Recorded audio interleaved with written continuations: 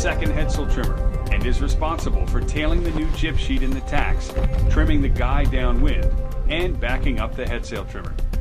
The tailer, because he's also a trimmer, is the ideal person for calling the approaching breeze upwind to the other trimmers and the helmsman.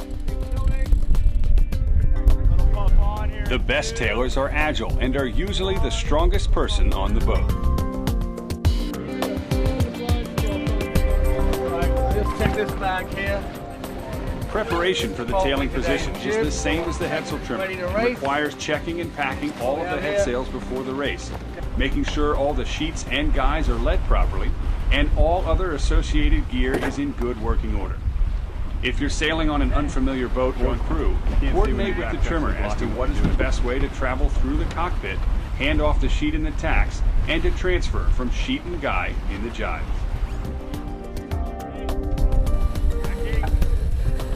In the pre-start, the tailer should trim on the starboard side, while the trimmer trims on the port side, with each tailing for the other when not trimming. It's also important that each trimmer call leeward boats in clock and distance for the helmsman. On the final approach, take the jib sheet to the rail while the trimmer grinds the sail in, handing off the sheet when the trimmer signals. Then hike as conditions merit. Upwind, the tailer should call the approaching breeze by giving the amount of seconds to a puff or lull, its relative strength, and for how long it may last, so the trimmers know how best to respond. The tailer can also call approaching shifts if possible. In attack, the tailer tails the new jib sheet while the trimmer releases. When attack is called, the trimmer comes off the rail first. The tailer follows, but should stay on the rail until the tack begins. When it does, rotate inboard, taking the new sheet while crossing the cockpit. As the trimmer releases, tail as fast as possible using wide and long arm pulls, making sure they're low enough so the sheet does not come off the winch or foul the handle. When the sail starts to fill, put your full weight into the final pull, leaning to windward while solidly braced for the heel. On the trimmer's call, release the sheet and hike as conditions warrant while setting up the new sheet on the winch, with the minimum number of wraps for tailing in the next tack.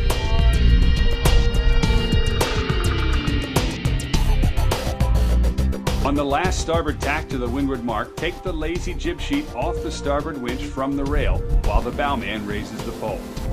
Then load the guy and pull all the slack out of it after the pole is up. In light air, pull the spinnaker tack to the end of the pole as long as the sail does not start to fill. As the boat bears away, move inboard to the winch. In most cases, it's better to over-square the pole on the set. In heavy air, be prepared to make a fast, hard grind on the set, as you won't be able to pre-guy when it loads. After the hoist, and the boat is at full speed, set up for the next jibe by stripping the leeward jib sheet off the port winch and loading the lazy guy, leaving enough slack for the bowman to jibe. Then place the handle in, facing inboard.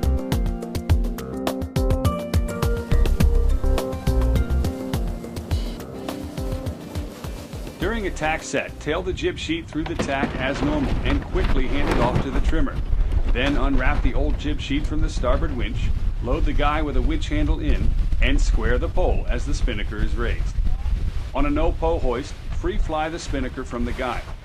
Switch to the starboard spinnaker sheet and pull out the slack once the pit clears the halyard winch. Then ease the guy so the foredeck crew can make the pole. Once the pole is made, transfer back to the guy. In heavy air, the pit can help you in the transfer by easing the sheet while you take up the guy. For a jibe set, the tailer and trimmer switch sides before the jibe, so that the tailer releases the jib on the port side while the trimmer pulls it in on the starboard side as the boat jibes. After releasing the port jib sheet from the winch, load the port guy and square the pole back during the hoist after the pole is up. If the foredeck is slow on the pole hoist, free fly the spinnaker on the lazy sheet, then transfer when the pole is up. Downwind, the tailer becomes the guy trimmer and must stay in tune with the spinnaker trimmer. In general, the pole should be trimmed so that it's perpendicular to the wind direction and the spinnaker luff. In a lull, the boat heads up and the pole goes forward. In a puff, the boat heads off and the pole is squared. If the trimmer has trouble keeping the spinnaker from collapsing, be prepared for a jerk ease, about an arm's length with the guy. However, a common problem sailing dead downwind is a leeward break that requires squaring, not easing the pole, to keep the spinnaker from collapsing.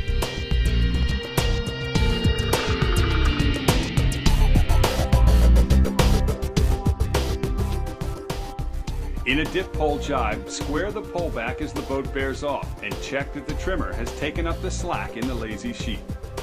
Once the pole was tripped, strip the winch to one wrap and go to the new winch, which was already loaded with the minimum wraps and a winch handle in. After the pole is made and the outboard end is up, pull hard on the new guy and grind it if necessary to get it squared back. Finally, load the minimum wraps on the lazy guy winch, check that there's enough slack in it for the jibe, and place the handle in.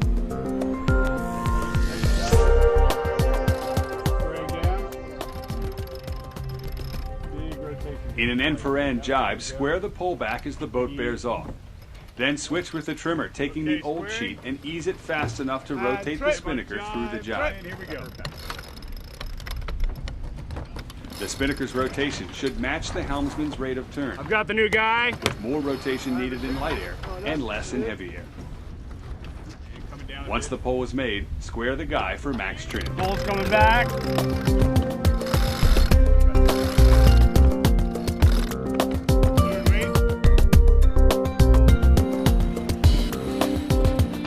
When approaching the leeward mark for a windward drop, make sure that the starboard jib sheet is loaded on the winch with the handle in and the minimum number of wraps needed to keep the sheet from slipping when tailing upwind. Also check that the lead car is in the correct upwind position. Before the hoist, make sure there's enough slack in the jib sheet to keep the jib luffing when it's hoisted so the spinnaker stays full. After the jib is up, take the slack out of the weather sheet so it doesn't interfere with the foredeck crew. Once the pole was tripped away, free fly the spinnaker from the guy. When the spinnaker's lowered, make sure the foredeck crew has control of it, and strip the guy winch, grab the sheet tail, and tail it in from the rail as the boat rounds the mark. In a leeward drop, set the jib sheet up as before, but take the tail to the rail. As the spinnaker is dropped, strip the guy off the winch when the foredeck crew has control of the spinnaker, and tail the jib sheet from the rail. For a jibe drop, load the port winch loosely with the jib sheet and no handle. Then put one wrap of the starboard jib sheet around the base of the guy winch by pulling the entire sheet around the winch underneath the guy. After the trimmer takes up the slack in the starboard spinnaker sheet, strip the guy off the winch, finish loading the sheet, and put the handle in. During the jibe, release the port jib sheet and tail the starboard one, taking the sheet to the rail while the trimmer grinds in.